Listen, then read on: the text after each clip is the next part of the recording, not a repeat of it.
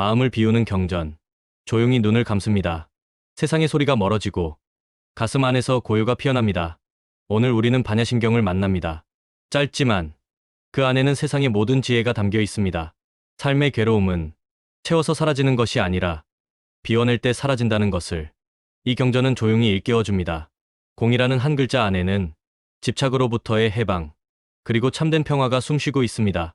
지금 이 시간, 그 고요한 지혜의 문을 함께 열어봅니다. 제1막, 비어있음은 사라짐이 아니라 자유다. 사람들은 말합니다. 마음을 비우면 남는 게 없지 않은가. 하지만 부처님은 미소 지으셨습니다. 비워야 채워진다. 공은 없음이 아닙니다. 모든 것이 인연으로 존재함을 아는 지혜입니다. 꽃 한 송이도 햇살과 바람, 흙과 물이 어우러져야 피어납니다. 그 모든 것이 잠시 모여 지금이라는 순간을 만듭니다. 그러나 우리는 그 찰나를 나의 것이라 착각하며 붙잡으려 하지요. 그때 괴로움이 생깁니다. 마음이 비워진다는 건 그 모든 인연의 흐름을 인정하는 일입니다. 잡지 않고 막지 않고 그저 바라보는 것. 그때 마음은 고요해지고 세상은 더 선명해집니다. 공을 깨닫는다는 건 모든 것을 잃는 게 아니라 모든 것을 있는 그대로 받아들이는 법을 배우는 것입니다. 그 자리에선 분별도 집착도 두려움도 없습니다. 오직 고요한 자유만이 머무릅니다. 제2막, 색즉시공, 공즉시색의 진짜 의미. 부처님은 말씀하셨습니다. 색즉시공, 공즉시색. 형태는 곧 공이며 공은 곧 형태이다. 이 짧은 한 구절 안에는 모든 존재의 진실이 숨어 있습니다. 우리는 눈에 보이는 것을 현실이라 믿습니다. 보이는 것, 들리는 것, 만져지는 것, 그것이 전부라 생각합니다. 그러나 부처님은 조용히 말씀하십니다. 보이는 것은 공이며 공 또한 보인다. 즉, 눈에 보이는 세상조차 고정된 실체가 아닙니다. 모든 것은 끊임없이 변하고 인연 따라 일어나고 사라집니다. 그렇기에 형태는 공이고 공은 다시 형태로 나타납니다. 공은 비어있지만 그 비어있음은 아무것도 없다는 뜻이 아닙니다. 오히려 그 비어있음 덕분에 모든 것이 존재할 수 있는 공간입니다.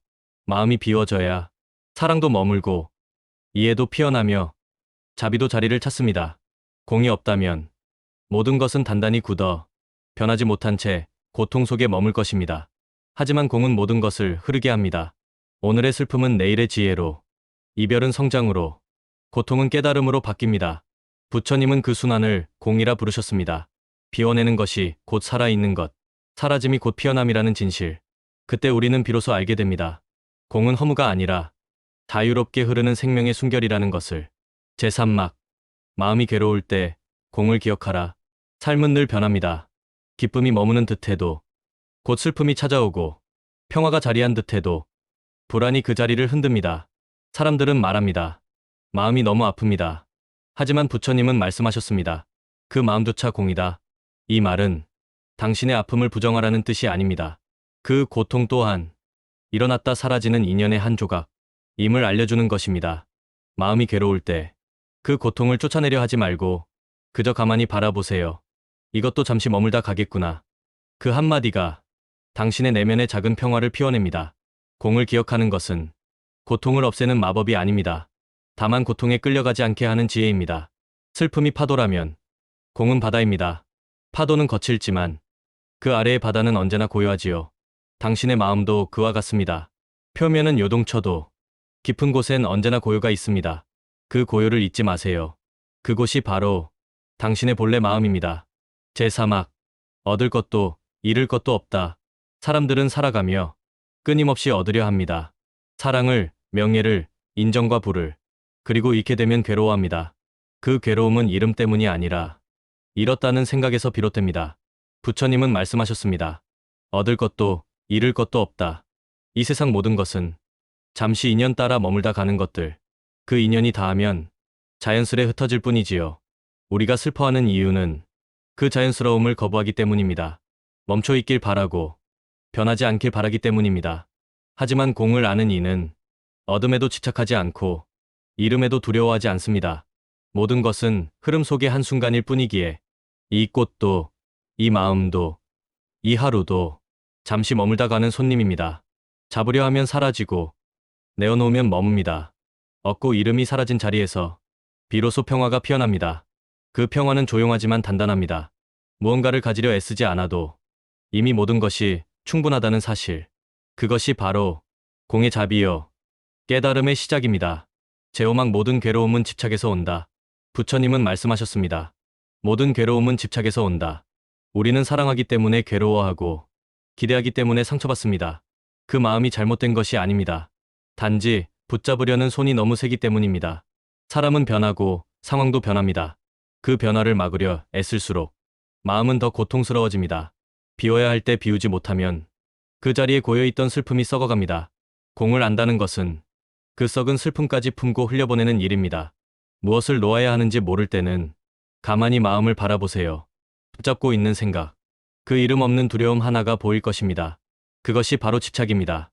이건 내 거야. 이건 절대 잃으면 안 돼. 그 마음이 괴로움을 낳습니다. 그러나 부처님은 미소 지으셨습니다. 놓아라. 놓는 순간 자유로워진다. 놓는다는 건 포기하는 것이 아닙니다. 진짜 나를 되찾는 일입니다. 붙잡은 손을 펴는 순간 바람이 스며들고 빛이 들어옵니다. 그때 비로소 우리는 알게 됩니다. 사랑은 소유가 아니라 함께 있음 그 자체라는 것을. 공은 비움이지만 그 비움 속에는 따뜻한 자비가 있습니다. 제육막, 두려움을 없애는 지혜, 반야. 우리는 살아가며 수많은 두려움을 만납니다. 잃을까봐 두렵고 변할까봐 불안합니다. 내가 쌓아온 것이 무너질까? 사랑이 멀어질까? 삶이 뜻대로 되지 않을까 두렵습니다. 하지만 부처님은 말씀하셨습니다. 반야를 가지면 두려움이 사라진다. 반야란 단순한 지식이 아닙니다. 삶의 이면을 꿰뚫어 보는 지혜의 눈입니다. 반야의 눈으로 보면 두려움은 실체가 없습니다. 그저 생각이 만든 그림자일 뿐입니다. 그림자를 쫓아가면 끝없이 어둠 속으로 빠지지만 빛을 보면 그림자는 자연히 사라집니다. 그 빛이 바로 반야입니다. 세상을 있는 그대로 보고 마음을 바로 아는 지혜. 두려움이 일어날 때마다 이 한마디를 떠올려 보세요. 이것 또한 공이다. 두려움도 생겨나고 사라지는 하나의 인연일 뿐. 그 자체로 나를 해치지 않습니다. 그 사실을 아는 순간 마음은 바다처럼 넓어지고 세상의 모든 파도는 부드럽게 잦아듭니다. 반야의 지혜는 두려움을 몰아내는 것이 아니라 두려움마저 껴안는 마음입니다. 그 품 안에서는 모든 것이 허락됩니다. 모든 것이 용서됩니다. 그때 우리는 깨닫습니다. 나는 더 이상 두려울 것이 없다. 제7막. 공은 자비로 완성된다. 공을 깨닫는다는 건 모든 집착을 내려놓는 일입니다. 하지만 거기서 멈춘다면 아직 반쪽짜리 깨달음에 머물게 됩니다. 부처님은 말씀하셨습니다. 공은 자비로 완성된다. 비워진 마음은 세상을 품을 공간이 생긴 마음입니다. 비우면 보입니다. 다른 사람의 고통이, 그들의 두려움이, 그리고 나의 연약함이. 공을 깨달은 이는 타인의 아픔을 외면하지 않습니다. 자신과 타인을 다르지 않게 보기 때문입니다. 모든 존재가 인연으로 얽혀 있고 그 인연 속에서 나 또한 자라기 때문이지요. 그래서 공의 지혜는 차가운 무심함이 아닙니다. 오히려 세상에서 가장 따뜻한 연민의 시작입니다. 자비는 특별한 사람이 하는 일이 아닙니다. 그저 비워진 마음이 자연스레 흘려보내는 사랑입니다. 아무 대가 없이 미소 짓는 일. 누군가의 슬픔에 잠시 귀 기울이는 일. 그것이 바로 공의 실천입니다. 비워야 사랑할 수 있습니다. 집착이 사라질 때 사랑은 더 깊어지고 이해는 더 넓어집니다. 공으로 향한 마음의 끝은 결국 자비로 돌아옵니다. 그 자비는 말이 아니라 향기처럼 조용히 세상을 감쌉니다. 제8막 모든 존재는 연결되어 있다. 세상을 바라보면 모든 것이 따로 있는 듯 보입니다. 나와 너, 기쁨과 슬픔, 삶과 죽음, 존재와 공. 그러나 부처님은 말씀하셨습니다. 모든 것은 서로 기대어 있다. 나무는 흙과 물, 햇살과 바람이 있어 자라납니다. 그 나무가 내뿜은 숨으로 우리는 다시 숨을 쉽니다. 보이지 않지만 모든 생명은 그렇게 이어져 있습니다. 나의 미소는 누군가의 하루를 바꾸고 누군가의 말 한마디가 내 마음의 문을 엽니다. 이처럼 세상은 인연의 그물로 엮여 있습니다. 보이지 않기에 느끼지 못할 뿐 그 연결은 언제나 살아 있습니다. 그래서 공을 아는 사람은 타인의 고통을 남의 일로 보지 않습니다. 그 고통은 결국 나의 고통이기도 하니까요. 이해는 연결에서 오고 연결은 자비에서 피어납니다.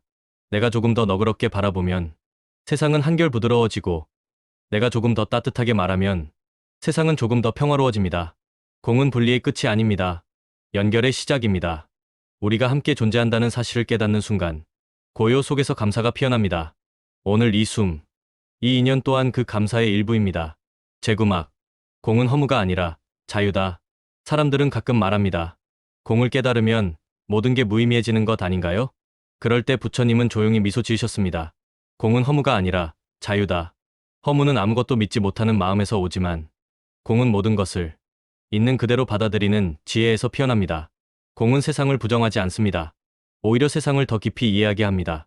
사라지는 것 속에서 변하지 않는 법을 보고 끝나는 것 속에서 새로 시작되는 생명을 봅니다. 모든 것은 변하고 흘러가지만 그 흐름 자체가 삶의 아름다움입니다. 비어있기에 우리는 다시 채울 수 있고 사라지기에 다시 피어날 수 있습니다. 공은 멈춤이 아니라 흐름입니다. 허무는 닫힌 마음이지만 공은 열린 마음입니다. 그 마음은 묻습니다. 지금 이 순간 나는 얼마나 자유로운가? 붙잡지 않으면 모든 것이 자유롭습니다. 판단하지 않으면 모든 것이 아름답습니다. 공을 아는 이는 사라짐을 두려워하지 않습니다. 그 속에서도 생명을 보고 끝에서도 빛을 봅니다. 그것이 바로 공의 자유이며 부처님이 말씀하신 해탈의 길입니다. 제신막 모든 괴로움이 사라지는 자리. 부처님은 반야심경의 마지막에서 이렇게 말씀하셨습니다. 아제아제 바라아제 바라승아제 모지사바. 이 짧은 진언 속에는 깨어남의 길이 모두 담겨 있습니다. 그 뜻은 이렇습니다. 가자, 가자, 저 언덕으로 가자. 완전한 깨달음의 언덕으로 나아가자. 이것은 멀리 떠나는 길이 아닙니다.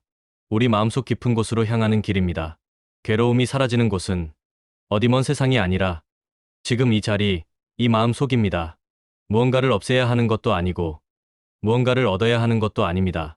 그저 모든 것이 본래부터 공임을 깨닫는 순간 괴로움은 스스로 사라집니다. 그 자리는 고요하고 그러나 생명으로 충만합니다. 바람이 불어오면 바람을 느끼고 해가 비추면 따스함을 느끼는 그 단순함 속에 깨달음이 있습니다. 부처님은 말씀하셨습니다. 마음이 고요하면 세상도 고요하다. 공을 아는 마음은 흔들리지 않습니다. 그 마음 안에서 우리는 모든 존재와 함께 숨쉬며 살아갑니다. 고요 속의 지혜에 이제 천천히 숨을 고릅니다. 반야심경의 길을 따라온 이 시간 동안 당신의 마음은 조금 더 부드러워졌을지도 모릅니다. 삶의 괴로움은 사라지지 않습니다. 하지만 괴로움에 흔들리지 않는 지혜가 자랍니다.